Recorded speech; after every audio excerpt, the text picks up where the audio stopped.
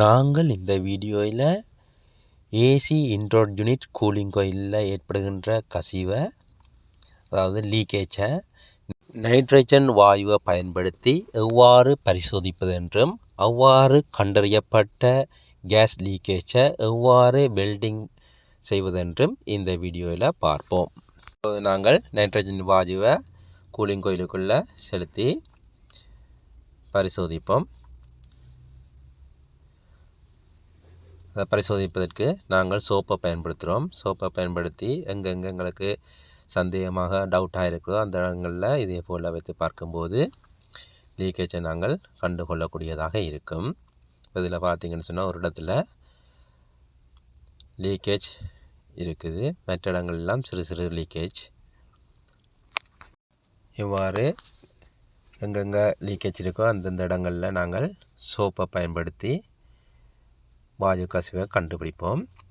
இதில் பார்த்திங்கன்னு சொன்னால் ஒரு இடத்துல கடுமையான லீக்கேஜ் இருக்குது. அதனால் நாங்கள் அதை முதல்ல வெல்டிங் செய்து அடைப்போம். வெல்டிங் செய்கிறதுக்கு முதல்ல நாங்கள் உள்ளுக்கு அடைக்கப்பட்ட நைட்ரஜன் வாயுவை முழுவதுமாக வெளியேற்றிய பிறகு வெல்டிங்கை நாங்கள் பயன்படுத்த வேண்டும்.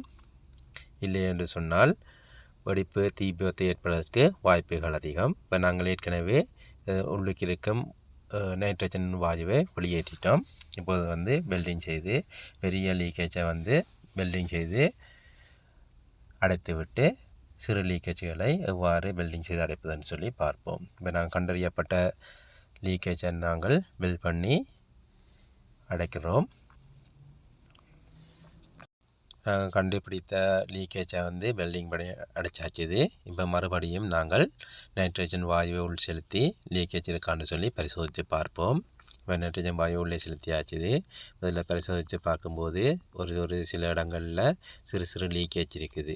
இந்த லீக்கேஜை நாங்கள் இதில் இருக்கிற லீக்கேஜை காணக்கூடியதாக இருக்குது. இப்போ வேறு ஏதாவது லீக்கேஜ் இருக்குன்னு சொல்லி பரிசோதிப்பதற்காக நாங்கள் நைட்ரஜன் வாயுவை கோயிலுக்குள்ளே அடைத்து விட்டு நாங்கள் ஒரு நீர் தொட்டியில் இதே போல் வைத்து பரிசோதிக்கும் போது மேலதிகமாக ஏதாவது லீக்கேஜ் இருக்குதுன்னு சொன்னால் இலகுவாக கண்டு கொள்ளக்கூடியதாக இருக்கும். இப்போ நீங்களும் இதே போல் நைட்ரஜன் வாயுவை ஏதாவது ஒரு வாயுவை உள்ளுக்கு அடைத்து விட்டு நீர் தொட்டியில் இதே போல் கூலிங் கோயிலை முழுவதுமாக அமுழ்த்தி பரிசோதித்து பார்க்கலாம். பரிசோதித்தால் இலகுவாக கண்டுகொள்ளக்கூடியதாக இருக்கும். இதில் பார்த்தீங்கன்னு சொன்னால் ஒன்றுக்கு மேற்பட்ட லீக்கேஜ், அதாவது கசிவு இருக்குது.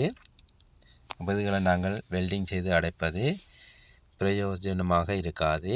இதற்கு நாங்கள் புதிய கூலிங் கோயிலை மாற்றுவது உகந்தது. ஒரு சில லீக் இருந்ததுன்னு சொன்னால் பரவாயில்ல. இதில் பார்த்தீங்கன்னு சொன்னால் இந்த இடத்துல கடுமையான லீக் இருக்குது. இப்போ நாங்கள் இந்த கேஸ் 410 கேஸ். அப்போ நாங்கள் வெல்ட் பண்ணி அடைச்சோம்னு சொன்னால் குறிப்பிட்ட காலத்துக்கு பிறகு வேறு இடத்துல லீக் ஏற்படுறதுக்கு வாய்ப்புகள் அதிகம்.